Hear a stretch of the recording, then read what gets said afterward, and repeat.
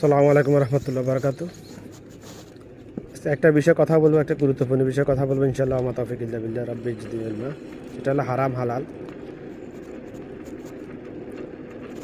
আমরা সবাই হাদিসটা জানি, আত্মহুরু সাতুরুল ইমান, পবিত্রতা ইমানের রঙ। এই পবিত্রতা বলতে শুধু শরীর কোনো কারণে শরীর নাফাক হয়ে গেলে অজু করে গোসল করে পবিত্র হওয়া, এটার এই অর্থ বোঝানো হয় নাই। পবিত্রতা বলতে তাই এবার রিজিকের সন্ধান ব্যবস্থা করা, অর্থাৎ পবিত্র বা খাদ্য ভক্ষণ করা। মুখ যতক্ষণ পবিত্র থাকবে ততক্ষণ ফ্যাট পবিত্র থাকবে। তা যাবতীয় হারাম বর্জন করতে হবে। ফ্যাটের ভিতরে হারাম ঢুকে গেলে ফ্যাট অপবিত্র হয়ে যাবে, মুখ অপবিত্র হয়ে যাবে। ফ্যাটের ভিতরে যখনই কোনো হারাম ঢুকে যাবে তখন এবাদত কবুল হওয়া বন্ধ হয়ে যাবে। এবাদতও তার কবুল হবে না, তার কোনো দোয়াই কবুল হবে না। দোয়া কবুল হওয়ার প্রথম শর্তই হলো পবিত্র খাদ্য, অর্থাৎ হালাল ভক্ষণ করা। কিন্তু বর্তমানে যেটা দেখতেছি, দেশে বিদেশে যেটা বাস্তবতা দেখতেছি, যে ওই তার পরিপ্রেক্ষিতে বলতেছি, এখন বর্তমানে পৃথিবীতে বেশিরভাগ মানুষ ব্যবসা করতেছে কিন্তু হারাম খাইতেছে। বেশিরভাগ মানুষ পরিশ্রম করতেছে, কাজ করতেছে, হাতে কর্মে পায়ে শরীরে কাজ করতেছে কিন্তু হারাম খাইতেছে। ব্যবসা করে কীভাবে হারাম খাইতেছে? সবাই ব্যবসার কম কেনাকাটা করার জন্য বাজারে যান, মার্কেটে যান। একটা জিনিস আপনি দাম দর করতেছেন, জিনিসটার মূল্য কি, ক্রয় মূল্য হয়তো 100 টাকা, আপনি হয়তো 120 টাকা বলছেন, কিন্তু দোকানদার আপনাকে বলতেছে কসম আল্লাহর আপনার কি নেওয়া নাই, সাথে সাথে তার জন্য হারাম হয়ে গেছে এটা। কিন্তু সে আল্লাহকে সাক্ষী রেখে মিথ্যা কথা বলেছে। এই চরিত্রের লোক পার্সেন্টেজ আর বলবো না, এই চরিত্রের লোক বেশিরভাগ এই চরিত্রের লোক ব্যবসায়ী। অথচ রাসূলুল্লাহ সাল্লাল্লাহু আলাইহি ওয়াসাল্লাম বলছেন, সৎ ব্যবসায়ী কিয়ামতের দিন শহীদদের সাথে থাকবে, শহীদদের কাতারে থাকবে সৎ ব্যবসায়ী। কিন্তু সৎ ব্যবসার সংখ্যা তো বর্তমানে বিরল হয়ে গেছে, এটা জাদুঘরে পাওয়া যাবে এরকম হয়ে গেছে। বেশিরভাগ মানুষ ব্যবসা করতেছে কিন্তু খাইতে যায় হারাম।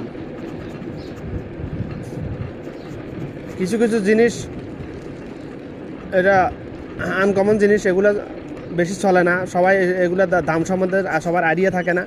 জিনিসটা কিনে 100 টাকা বিক্রি করতেছে 1000 টাকা, কিন্তু বিভিন্ন প্রকার মিথ্যা কথা বলতেছে, এটা হারাম হয়ে যেতেছে। যারা কাজ করতেছে তারা কিভাবে, আপনি একটা জিনিস অর্ডার দিয়েছেন, আপনার সাথে কথাবার্তা যেভাবে হয়েছে আপনাকে ওভাবে বানিয়ে দেয় নাই, আপনার ভিতরে কিছু অতিরিক্ত লোভের আশায়, অতিরিক্ত লাভের আশায় গুঞ্জামিল করে দিয়েছে। তো যেভাবে আপনার জিনিসটা দেওয়ার কথা, যে কোয়ালিটির, ওই কোয়ালিটির জিনিসটা আপনাকে দেয় নাই। দেখতে সেম হুবহু, কিন্তু অন্য কোম্পানির অন্য ভিন্ন কোয়ালিটির জিনিসটা আপনাকে দিয়ে দিছে। তার জন্য পুরোটা হারাম হয়ে গেছে। যার ইনকাম হারাম, তার জাগতিক জীবনে সব কিছুই হারাম। আমি আবার বলতে, যার ইনকাম হারাম তার জাগতিক জীবনে যা কিছু আছে সব কিছুই হারাম। খাবার দাবার, পোশাক পরিচয় সব কিছু হারাম। এখানে একটা কথা বললে নয়, 1 মণ দুধের ভিতর যদি 1 ফোঁটা চনা ফটে, দুধগুলো নষ্ট হয়ে যায়। তদরূপ কোটি টাকা হালালের সঙ্গে যদি 1টি টাকা যদি হারাম মিক্স হয়ে যায়, সবগুলো হারাম হয়ে যায়। এটা আপনি মানলেও সত্য, না মানলেও সত্য।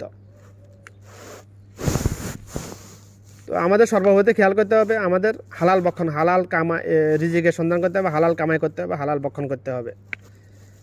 সর্বোপরি আমাদের সকল মুসলমানদের উপর এটা ফরজ, এটা হালাল ভক্ষণ করা, হালাল রিজিকের সন্ধান করা। এটা সুন্নাত মুস্তাহাব না, এটা ফরজ এটা। তো আরেকটা কথা হলো, যে কথাটা বলতেছিলাম, যারা কাজ করতেছে, একজন লোক ফ্রিজের কাজ করে। আপনার একটা ফ্রিজে কোনো সমস্যা দেখা দিয়েছে, আপনি তাকে ডাকলেন, ফ্রিজে লাগবে হয়তো 50 টাকা, 100 টাকা একটা জিনিস নষ্ট হয়ে গেছে, আপনাকে বলছে একটা জিনিস 500 টাকা, আমার 500 টাকা 1000 টাকা, বা হারাম হয়ে গেছে এটা। আপনি 50 টাকার জিনিস 500 টাকা বিক্রি করতে পারেন না, কোনো অবস্থাতে না। কিংবা ফ্রিজের জিনিস খারাপ হয়েছে, একটা ছোটোখাটো একটা জিনিস, আপনাকে বলছে আরেকটা জিনিস খারাপ হয়েছে, অন্য একটা জিনিস খারাপ হয়েছে। সম্পূর্ণ মিথ্যা কথা, মুনাফিকি। তার জন্য সম্পূর্ণ হারাম। কিন্তু সে কাজ করতেছে, পরিশ্রম করতেছে, কিন্তু তার জন্য তার কামাই হারাম। এসব দিকে জাস্টিফাই করলে দেখা যায় আসলে পৃথিবীতে বেশিরভাগ মুসলমান হারাম খাইতেছে। যার কামাই হারাম, তার জন্য হারাম যে কোনো কিছু করাই তো সম্ভব। তার জন্য মানুষের হক নষ্ট করা, মানুষকে মেরে ফেলা, জেনা ব্যভিচার করা, সুদ খাওয়া, ঘুষ খাওয়া, এগুলো তো সবই সম্ভব। নামাজ ছেড়ে দেওয়া সবই সম্ভব। সবই সম্ভব। আমাদের সর্বোপরি এই জন্য এটা খেয়াল রাখতে হবে, আমরা কোনো অবস্থাতে যেন আমাদের পকেটে একটি টাকাও হারাম না ঢুকে সবসময়। আসলে মৌলিক চাহিদা পূরণের জন্য হারামের কোনো প্রয়োজন নেই, হারাম ইনকামের কোনো প্রয়োজন নেই।